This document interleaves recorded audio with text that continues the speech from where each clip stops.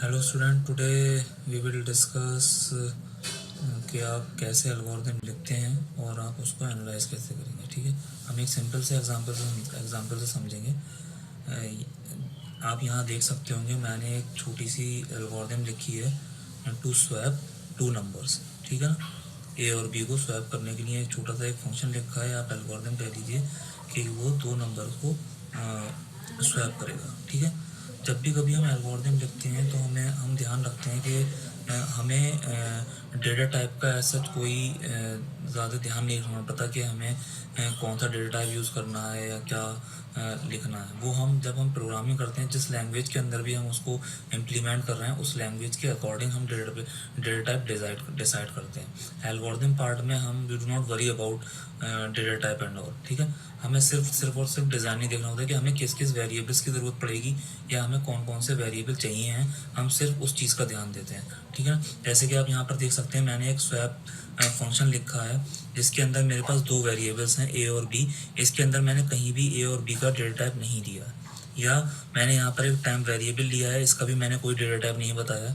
जब मैं इसको प्रोग्राम में इम्प्लीमेंट करूँगा एट दैट टाइम मैं बताऊंगा कि भाई मुझे टाइम किस टाइप का चाहिए या ए किस टाइप का चाहिए। दूसरी चीज़, जब भी हम प्रोग्राम करते हैं तो हम अपने स्टेटमेंट के टर्मिनेशन का ध्यान रखते हैं according to the programming language rules. ठीक है, जो भी हम लैंग्वेज यूज़ कर रहे हैं उसके अंदर हमें टर्मिनेट करना है या नहीं करना, उसके अकॉर्डिंग हम डिसाइड करते हैं। प्रोग्रामिंग लेवल पे हम कुछ ऐसा टर्मिनेशन या कुछ भी ऐसा डिसाइड नहीं करते। जैसे कि यहाँ पर मैंने कोई टर्मिनेशन साइज नहीं लगाया हुआ है क्योंकि मैं एल्गोरिथम लिख रहा हूँ तो मेरी इसकी कोई रिक्वायरमेंट नहीं है। ठीक है ना, मुझे सिर्फ और सिर्फ स्टेप्स बताना है, सिर्फ और सिर्फ इंस्ट्रक्शंस बताना है कि मैं क्या क्या इम्प्लीमेंट करूँगा अपने प्रोग्राम के अंदर। ठीक है ना, अब आप इसको कई तरीके से लिख सकते हैं। एक ये तो मैंने एल्गोरिथम पार्ट लिखा है, इसमें मैंने आप देख लिए एक तरीके से मैथमेटिकल नोटेशंस यूज़ कर लिए हैं। ठीक है ना, असाइनमेंट साइन यूज़ कर लिए हैं, ये सब यूज़ कर लिए हैं। यहाँ पर मेरा अगर आप सीधा आप पे देखेंगे मेरा सूडो कोड है। ये मेरा सिंपल इंग्लिश लैंग्वेज में लिखा हुआ है। क्या, सबसे पहले मुझे कोई भी एक नंबर रीड करना है जिसका नाम ए हो। ठीक है, ए हो। दूसरा, फिर मुझे एक सेकंड नंबर यूज़ करना है जिस वेरिएबल का नाम बी हो। फिर मुझे एक तीसरा वेरिएबल लेना है टेम्प नाम का। ठीक है, उसके बाद मुझे क्या करना है, मुझे ए की जो भी वैल्यू है वो टेम्प के अंदर असाइन करनी है। फिर मुझे बी की जो भी वैल्यू है वो ए में असाइन करनी होगी। कहने का मतलब ये है कि आप सिंपल जो भी आप इम्प्लीमेंट कर रहे हो आप उसे इंग्लिश वर्ड्स में लिख सकते हो, जो मैंने यहाँ पर लिखा है। This is called pseudo code. ठीक है ना, एल्गोरिथम के अंदर क्या है, एल्गोरिथम के अंदर आप उसको मैथमेटिकल नोटेशंस के अंदर लिख सकते हो या थोड़ा सा हल्का फुल्का प्रोग्रामेटिकल रूप दे सकते हो। ठीक है ना, अब जैसे इसको मैं दूसरे तरीके से कैसे लिख सकता हूँ, मैं यहाँ पर ब्रेसेस ना लगा के अगर मैं यहाँ पर बिगिन कर दूँ, ठीक है, और यहाँ पर एंड कर दूँ तो ये भी मेरा ठीक है, ये भी मेरा कोई गलत नहीं होगा। उसको पता चल जाएगा भाई ये फंक्शन है, फंक्शन के बाद यहाँ से स्टार्ट हुआ है। ठीक है ना, मैं ऐसा भी कर सकता हूँ। मैं इस इक्वल टू की जगह अपनी एल्गोरिथम के अंदर ये वाला नोटेशंस भी यूज़ कर सकता हूँ। ये पहले कई प्रोग्रामिंग लैंग्वेज के अंदर ऐसे असाइनमेंट होता था। ठीक है ना, ये भी यूज़ कर सकता हूँ। प्लस साथ में अगर मैं चाहूँ तो मैं एक एरो का साइन भी लगा सकता हूँ, इससे इंडिकेट होता है कि ए असाइंस टू टाइम।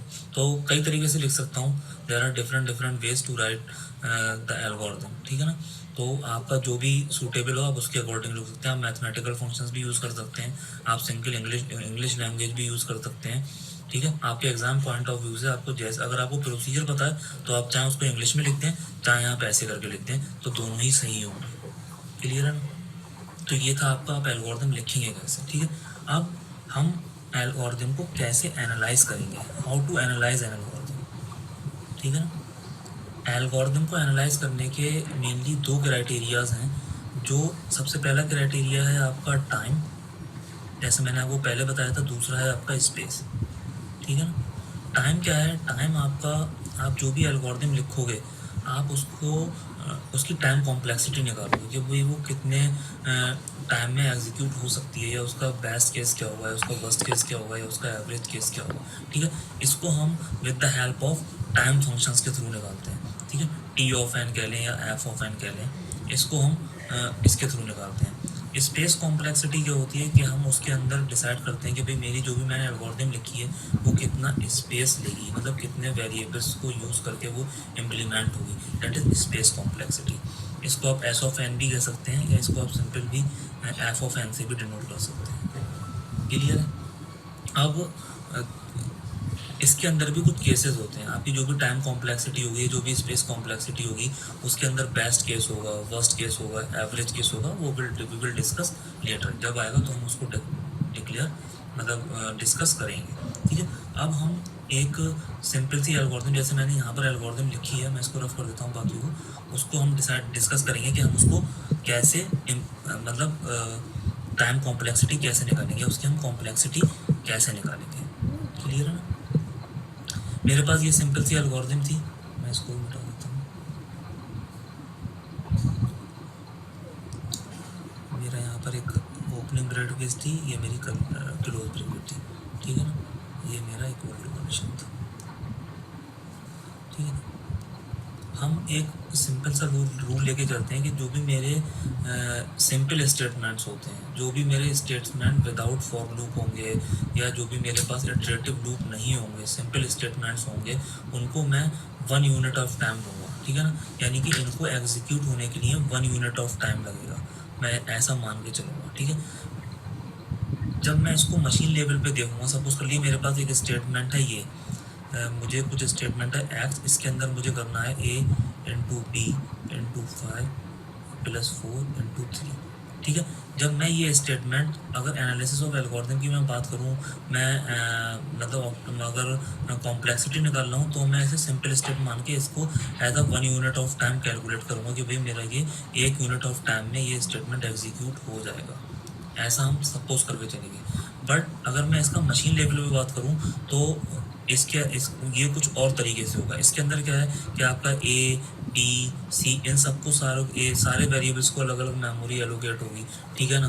फिर उसके बाद कौन सा पहले एग्जीक्यूट होगा, कौन सा बाद में एग्जीक्यूट होगा, उसके अकॉर्डिंग वो उसकी कॉम्प्लेक्सिटी निकालेगा।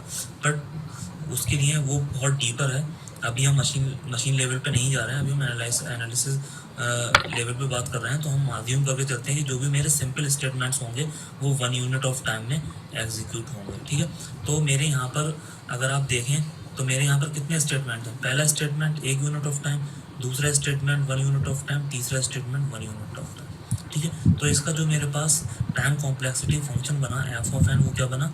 Is equals to 3, which is constant. ठीक है, अभी मेरे पास सिंपल सा फंक्शन था, इसलिए ये मेरे पास कांस्टेंट आया है। ये मेरे पास n की टर्म्स में भी आएगा, 3n या n स्क्वायर प्लस 3 या 2n स्क्वायर प्लस 3 या 2n प्लस 3, ऐसे करके भी मेरे पास इसके फंक्शंस आएंगे। ठीक है ना? अब इसको क्या कहूँगा मैं, इसकी डिग्री क्या है? ये कांस्टेंट है, तो इसको मैं डिग्री को मान के चलूँगा ऑर्डर ऑफ 1।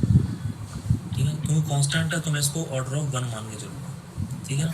स्पेस कॉम्प्लेक्सिटी क्या होगी? अब आप देखो यहाँ पर कितने वेरिएबल यूज हो रहा है। यहाँ पर एक वेरिएबल यूज हो रहा है ए, एक वेरिएबल यूज हो रहा है बी, एक वेरिएबल यूज हो रहा है टाइम।